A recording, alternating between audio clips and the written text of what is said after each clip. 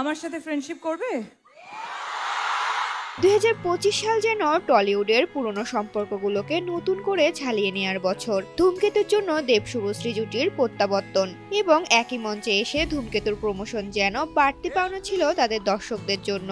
সম্প্রতি একই ফ্রেমে ধরা দিয়ে অনুরাগীদের আবার চমকে দিয়েছেন অভিনেত্রী মিমি চক্রবর্তী এবং শুভশ্রী গঙ্গোপাধ্যায়। অতীতের মান অভিমান ভুলে সম্প্রতি তারা একটি ইনস্টাগ্রাম রিল শেয়ার করেছেন, যা মাত্র 3 দিনে 7 মিলিয়ন ভিউ ছাড়িয়ে রীতিমতো রেকর্ড করেছে।